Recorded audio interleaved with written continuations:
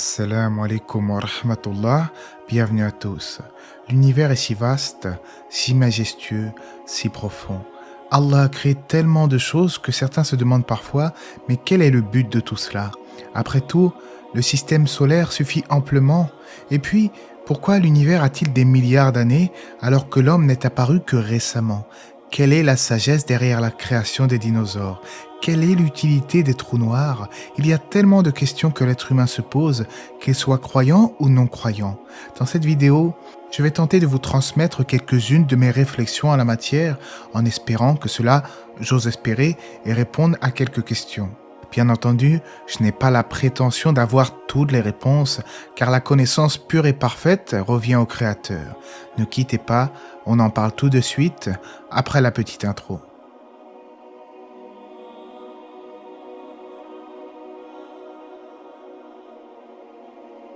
J'ai été athée jusqu'à mes 16 ans et comme je viens d'avoir 32 ans, on peut dire qu'alhamdoulilah, j'ai été musulman pendant 16 ans, à savoir la moitié de mon existence. Mais que ce soit avant ou après ma conversion à l'islam, j'ai toujours été fasciné par le cosmos, l'univers et ses lois, sa structure, son immensité vertigineuse, voire démesurée. Et aujourd'hui, ce qui me fait doucement rigoler, c'est quand sur la chaîne on vient me dire « Tu ne peux pas parler de l'astronomie car tu es un croyant et les croyants n'ont pas pour vocation à parler de ce genre de sujet. » En réalité, la science n'appartient à personne. Nul n'a le droit de se l'accaparer. On cherche tous à comprendre la complexité et la beauté du monde qui nous entoure.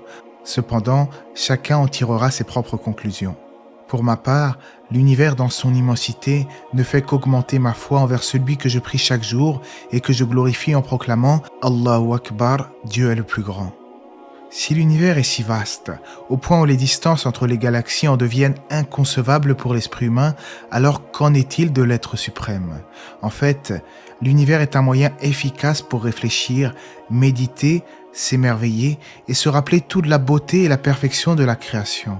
Dans le Coran, Allah dit dans le sens du verset « Celui qui a créé 7 cieux superposés sans que tu vois de disproportion en la création du tout miséricordieux. Ramène sur elle le regard, y vois-tu une brèche quelconque ?» Certains pourraient alors se demander, si l'univers est un excellent sujet de réflexion, qu'en est-il de son grand âge? Quel est le but derrière cela? Je pourrais répondre, comme je l'avais déjà mentionné dans une de mes vidéos au sujet des dinosaures, que ce n'est pas à nous d'interroger Allah sur ses actions, c'est plutôt lui qui nous interrogera au jour de la résurrection. Néanmoins, ce que l'être humain a tendance à oublier, c'est qu'il n'est que peu de choses et que le temps qui s'écoule par rapport à son référentiel est relatif. Dans un verset du Coran, il est mentionné que les anges et l'esprit montent vers Allah en un jour dont la durée est de 50 000 ans. L'homme est donc une création très récente et le Coran atteste de cela. S'est-il écoulé pour l'homme un laps de temps durant lequel il n'était même pas une chose mentionnable?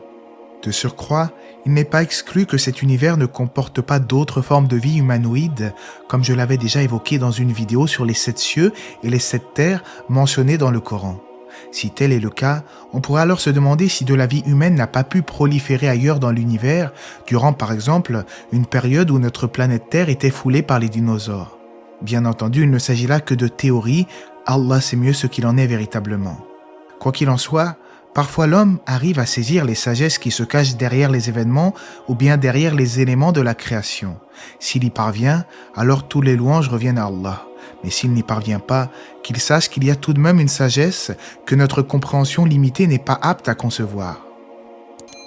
À titre d'exemple, concernant la création de l'homme, dans un ouvrage de Camille Flammarion, un très bel ouvrage d'ailleurs qui date de 1857 tout de même, j'ai trouvé quelques objections malgré la qualité de son travail. En effet, l'auteur attire l'attention sur le fait que l'être humain possède des attributs totalement inutiles qui seraient en réalité les vestiges de l'évolution. Tout d'abord, si en apparence certaines parties du corps semblent en effet inutiles, il y a souvent des divergences dans la communauté scientifique. Certains trouvent des utilités là où d'autres n'en voient aucune. On en revient à la sagesse d'Allah dans sa création, et que nous n'arrivions pas à déterminer quelle est la sagesse d'une chose ne veut pas dire qu'elle en soit dépourvue. Prenons le coccyx. Il ne servirait absolument à rien et ce serait plutôt un vestige de la queue des singes qui aujourd'hui aurait disparu chez l'être humain. Évidemment, je n'ai pas pour conviction que l'être humain soit descendant d'une lignée simiesque, bien que ça ne soit pas directement le sujet. Eh bien, dans un hadith du prophète, alayhi salatu wassalam, il est mentionné au sujet du coccyx: l'homme possède un os qui ne périra jamais par la terre, et par lui il sera ressuscité au jour de la résurrection. Ils ont dit: de quel os s'agit-il? Il répondit alors: le coccyx. Tout ça pour dire que derrière chaque création, il y a une sagesse venant de notre Créateur. Alors bien entendu, je vois d'ici ceux qui vont argumenter en disant que le coccyx finira par disparaître et que le hadith est une contre-vérité. Or, certains érudits musulmans ont répondu à cela en disant que le sens du texte est que le coccyx subsistera longtemps avant de se décomposer. Ce serait donc la dernière partie du corps à se décomposer. D'autres savants, quant à eux, ont affirmé qu'il en restera quelque chose, même si cela reste imperceptible. Maintenant que nous avons vu ensemble que dans la création, il y a toujours une sagesse, que nous arrivions à la concevoir ou non, eh bien je vous propose de nous adonner à un peu de réflexion, car en islam, la réflexion est capitale. Allah dit dans le Coran, dans le sens du verset: « En vérité, dans la création des cieux et de la terre, et dans l'alternance de la nuit et du jour, il y a certes des signes pour les doués d'intelligence. » Et dans un autre verset bien connu, « Nous leur montrerons nos signes dans l'univers et en eux-mêmes, jusqu'à ce qu'il leur devienne évident que c'est cela, le Coran, la vérité. Ne suffit-il pas que ton Seigneur soit témoin de toutes choses ?» Comme le disaient certains érudits musulmans à travers des vers de poésie, si l'homme s'adonne à la réflexion, il tirera de toutes choses un enseignement. Et en islam, la réflexion sur la création est pour le croyant une forme d'adoration. Un des plus grands mystères de l'univers n'est autre que la formation de trous noirs. Un trou noir, c'est un objet cosmique dont la gravité est si puissante que sa vitesse de libération est supérieure à la vitesse de la lumière. En d'autres termes, mieux vaut ne pas trop s'approcher d'un trou noir. Il en est ainsi car tout ce qui est englouti dans un trou noir n'a pas la moindre chance d'en réchapper, même la lumière, et c'est ce qui définit d'ailleurs un trou noir, dans le sens où la lumière perçue autour du trou noir est justement ce qui est capturé par ce dernier. On appelle ça le disque d'accrétion. Son champ gravitationnel est si puissant qu'à proximité d'un trou noir, le temps se dilate, c'est-à-dire qu'il s'écoule plus lentement de par son champ gravitationnel intense. Imaginez-vous être en train d'observer un ami au loin suffisamment intrépide pour vouloir plonger dans un trou noir. Au fur et à mesure qu'il va s'approcher de ce trou noir, vous verrez sa montre tourner de plus en plus lentement. Le déplacement de l'aiguille correspondant à 1 seconde prendra de plus en plus de temps. 1 minute, 1 heure, 1 jour, 1 mois. Le temps va tellement se dilater et ralentir que vous allez voir l'image de votre ami figée indéfiniment selon votre point de vue. Mais pour cet ami à même le trou noir, ça sera l'inverse de son référentiel à lui. Quand il regardera sa propre montre, il ne remarquera rien de spécial. Mais en regardant votre montre, il sera alors surpris. Il verra l'aiguille tourner de plus en plus rapidement. Un jour sera accompli en 1 seconde, 1 milliseconde, voire même 1 microseconde. En fait, il observera bientôt la vie des étoiles se dérouler en 1 fraction de seconde et les événements s'accélérer à une vitesse exponentielle. À ce sujet, les astronomes savent qu'il existe plusieurs milliards de trous noirs dans le cosmos dont le diamètre n'a de cesse de croître à force d'accumuler de la matière.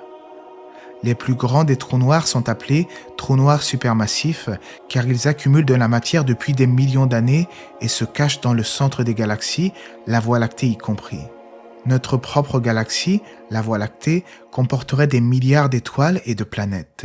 Les étoiles, pour rappel, ce sont des sphères de gaz brûlant à l'image de notre Soleil avec des diamètres qui varient fortement. Dans une multitude de versets du Coran, Allah nous parle des merveilles de sa création et nous enjoint à la réflexion en exposant que ces merveilles sont en réalité des signes pour les gens qui raisonnent. Il est dit notamment « Pour vous, il a assujetti la nuit et le jour, le soleil et la lune, et à son ordre sont assujettis les étoiles. Voilà bien là des preuves pour des gens qui raisonnent. » Même si le Coran nous parle du monde et prend régulièrement pour référentiel notre point de vue terrestre, il y a parfois des corrélations avec les découvertes astronomiques les plus récentes, chose que j'ai d'ailleurs détaillée à plusieurs reprises dans les vidéos sur les miracles du Coran. Mais je ne cherche à cela qu'exposer les liens clairs qu'il y a parfois entre la parole divine et certaines découvertes contemporaines. Il ne s'agit donc pas là d'interprétations personnelles, comme ceux qui carrément prétendent que le Coran évoquerait les multivers ou autres interprétations basées sur des raccourcis quelque peu rapides. Je prends toujours grand soin à partager dans mes vidéos des choses sans équivoque et d'être le plus objectif possible avec l'aide d'Allah. J'enjoins donc moi-même, ainsi que ceux qui m'écoutent, à réfléchir et à méditer sur la création d'Allah au quotidien, que ce soit dans les choses de notre planète ou au-delà. On rapporte en ce sens que Abu Huraïra, le compagnon, a dit que la réflexion d'une heure est meilleure que 60 ans d'adoration.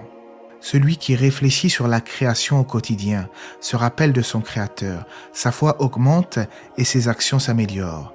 En espérant donc que cette petite vidéo réflexion vous aura incité vous aussi à méditer davantage et à s'intéresser à l'astronomie. En tout cas, n'hésitez pas à vous abonner pour ne rien manquer des prochaines publications.